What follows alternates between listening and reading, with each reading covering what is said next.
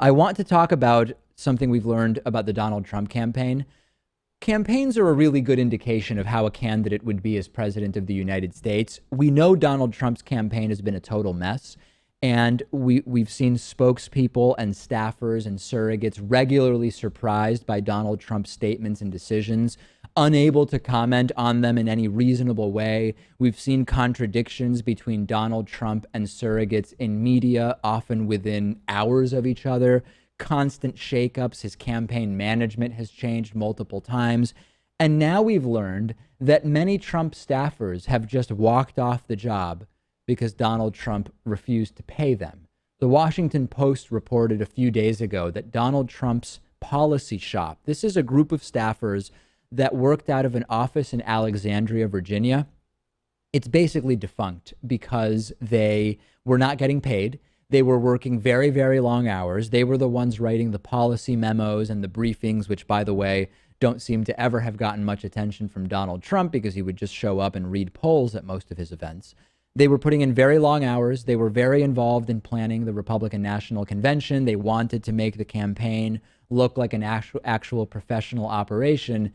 But last month, after the convention, many of the staffers started dropping like flies because they were not getting paid. Now, of course, like all Trump staffers, they had to sign these non-disclosure agreements, but Donald Trump did not pay them. We have now learned. The Huffington Post has reported that Trump hasn't paid some of his top staffers either, in addition to these, I guess I call them the policy wonks who were writing policy stuff for Trump.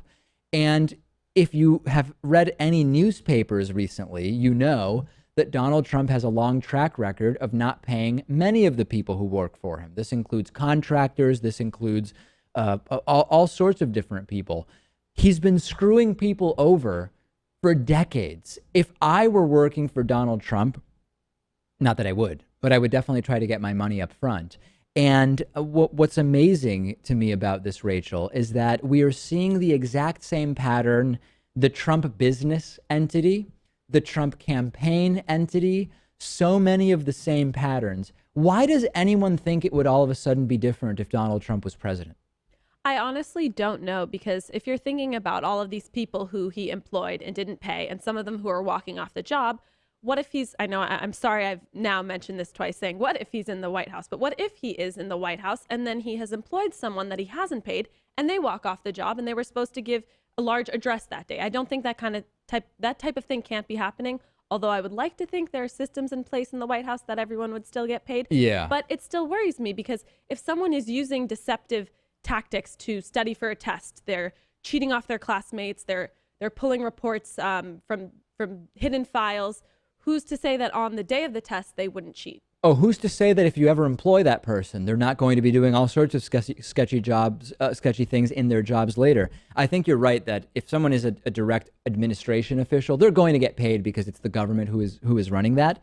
But who knows what else Trump would be doing? And the fact that we're hearing the exact same story from campaign staffers and from contractors about just flat out not paying his bills, not paying people. This is incredibly disturbing, and I know that the Trump supporters don't care.